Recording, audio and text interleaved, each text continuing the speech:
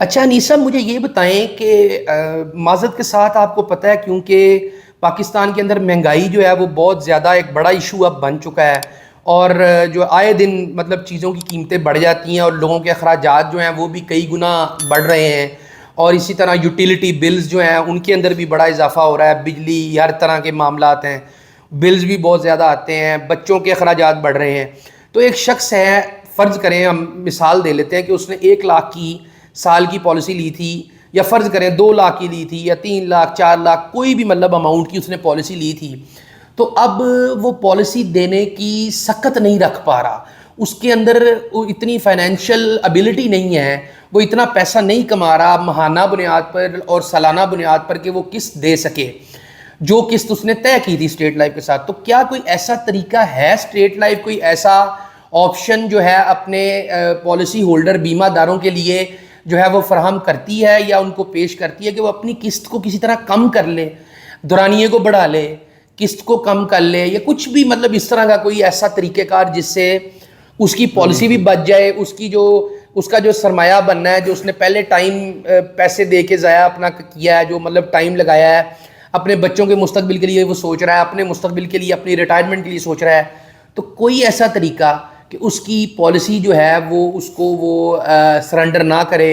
اور وہ اس کی پالیسی بھی چلتی رہے اور اس کی قسط بھی کم ہو جائے، چاہے دورانیہ بڑھ جائے یا دورانیہ وہی رہے، کچھ مطلب اس کے متعلق بتائیں۔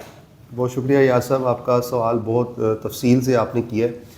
اور اس ضمن میں میں یہ کہنا چاہوں گا کہ پالیسی جب کوئی شخص لیتا ہے، ہم یہ بات ضرور ملحوظ خاطر رکھتے ہیں کہ کیا پالیسی اس کی انکم کی مناسبت سے ہے۔ جی جی ایسے ہی ہے، بالکل اوور سیلنگ تو نہیں ہو رہی، صحیح انڈر سیلنگ ہے، صحیح ہم پراپر سیلنگ جو ہے نا وہ کرتے ہیں تاکہ جو اس کی جتنی انکم ہے اس حساب سے ایسے ہی ہے، وہ پالیسی لے۔ ٹھیک ہے، جیسا کہ آپ فرما رہے ہیں کہ سرکمسٹینسز جو ہے وہ چینج ہوتے رہتے ہیں، ایسے ہی ہے، کوئی حالات مسلط ہو جاتے ہیں جس کے تحت اگر وہ پریمیم آپ فردر نہیں پے کر سکتے، جی جی تو ایسی صورتحال میں ہم ایک جو ہے نا کہہ لیں کہ ایک سٹنگ کرتے ہیں اپنے پالیسی ہولڈر کے ساتھ، ٹھیک ہے، اور اس کی جو پرابلمس ہیں ان کو سنتے ہیں، ٹھیک ہے، وہ ہم سے ڈسکس کرتے ہیں کہ یہ ہمارا مسئلہ ہے، اور پہلے ہمارا معیار زندگی یہ تھا، ہمارے معاملات یہ تھے، کچھ فائنینشیل کرائسس ہوئے ہیں جس کی وجہ سے ہم ڈاؤن آ گئے، ٹھیک ہے، تو ایسی صورتحال میں ظاہری بات ہے وہ یا تو پالیسی ختم کرنے کی طرف آتے ہیں، یا جو آپ نے کہا ہے کہ اگر وہ پالیسی ریڈیوس کر دی جائے یا اس کا سم ایشورڈ یا اس کا جو ادا کرنے ہونے والا پریمیم ہے وہ کم ہو جائے تو اس کو ریلیف مل سکتا ہے، اس کو بوجھ نہیں ہو۔ صحیح،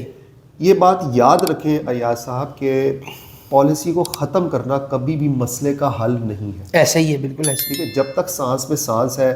آپ کو پالیسی کی ضرورت رہنی، بالکل ایسے ہی ہے، بلکہ یہ پالیسی ہی آپ کی فیملی کا ایک سہارا بنے گی کسی بھی ایسے مشکل حالات میں جب سب اپنا ساتھ آپ کے اپنے ساتھ چھوڑ جاتے ہیں، جب آپ نہیں رہتے، خدا نخواستہ موت ہو جاتی ہے، 100 مسئلے مسائل ہیں،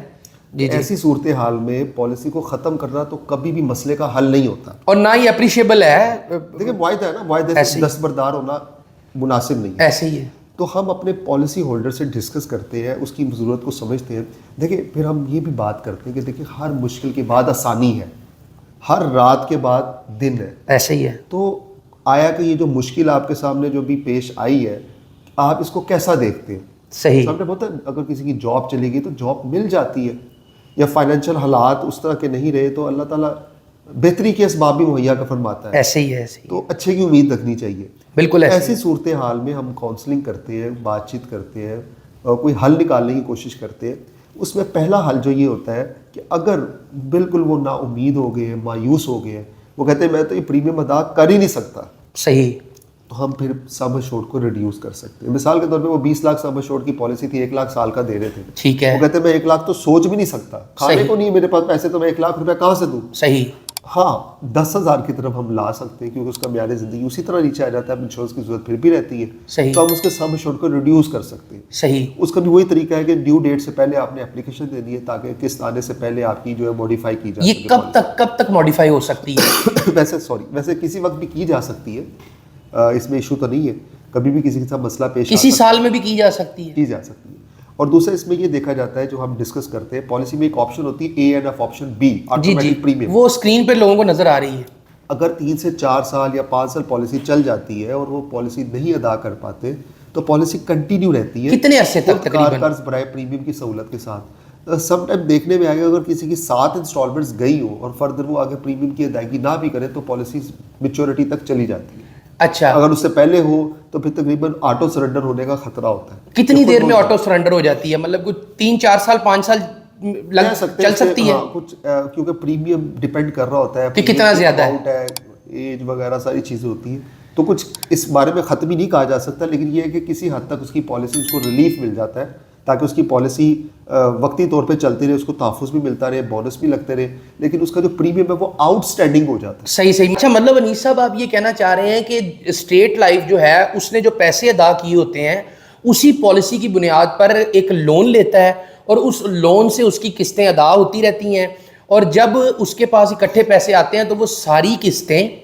جو اس کی ڈیو ہیں, جو آؤٹ اسٹینڈنگ قسطیں ہیں اور جو ان پہ فائن لگا ہوا ہے وہ اس کو پے کر کے وہ اپنی پالیسی کو اسی مطلب ڈیٹ سے کنٹینیو کر سکتا ہے جب اس نے پہلی دفعہ پالیسی سائن اپ کی تھی. کنٹینیو رہتی ہے پالیسی, انفورس رہتی ہے, بس وہ اپنے واجبات کلیئر کر سکتا ہے. صحیح. اور جو فائن وغیرہ ہوتا ہے وہ بھی کیونکہ یہ گورنمنٹ کا ادارہ ہے, حکومت پاکستان کا ادارہ ہے, تو وہ بہت زیادہ نہیں ہوتا, تو اس کو بھی اپلیکیشن وغیرہ دے کے کچھ ریڈیوس کیا جا سکتا ہے, زونل آفس کے پاس اختیار ہوتا ہے. تو کہنے کا مطلب یہ ہے کہ اگر آپ مطلب دل برداشتہ ہو گئے ہیں کہ جی اب آپ پالیسی نہیں دے سکتے, آپ اس کا پریمیم کم کروانا چاہتے ہیں, تو آپ کچھ عرصہ انتظار بھی کر سکتے ہیں اپنے حالات کی بہتری کا, کہ اگر آپ کے حالات بہتر ہو جاتے ہیں تو آپ اکٹھی جو قسطیں پے کر کے اپنی پالیسی اور فائن پے کر کے اپنی پالیسی کو کنٹینیو بھی کر سکتے ہیں. لیکن اس کے لیے بہتر جو طریقہ ہے میرے خیال میں, انیس صاحب آپ بہتر بتائیں گے, کہ ایک شخص جو ہے اگر اس کے ساتھ یہ معاملات پیش آ رہے ہیں تو اس کو یہ ہے کہ ادارے کے ساتھ ان ٹچ رہنا چاہیے تاکہ اس کو پتہ رہے کہ اس کی پالیسی کب تک انفورس ہے اور کب اس کی پالیسی جو ہے وہ آٹو سرنڈر ہو جائے گی. ایسے ہی ہے, ایسا ہی. تو وہ اپنے معاملات کو دیکھتے ہوئے اپنی ادائیگی کو یقینی بنا سکتے ہیں. صحیح. انیس صاحب بہت شکریہ. تو ناظرین, یہ آپ نے انیس مہدی صاحب کا جواب جو ہے سن لیا ہے, اور اگر آپ کو یہ ویڈیو اچھی لگی ہے تو اس کو لائک لازمی کیجیے گا, اس سے ہماری بہت حوصلہ افزائی ہوتی ہے. آپ کا کچھ نہیں جاتا لیکن ہمارا بڑا کام جو ہے نا اس سے سیدھا ہو جاتا ہے. دوسری چیز یہ ہے کہ اگر کسی کے لیے یہ ویڈیو جو ہے امپورٹنٹ ہو سکتی ہے تو اس کے ساتھ شیئر کر دیجیے گا, اور ہمارے چینل کو لازمی سبسکرائب کر کے بیل آئیکن کو پریس کر لیجیے گا تاکہ آپ کو اسٹیٹ لائف سے متعلق نئی اپڈیٹس اور آفرز ملتی رہیں. ابھی تک کے لیے اللہ نگہبان. آپ کے مستقبل کی محافظ state life insurance corporation of Pakistan.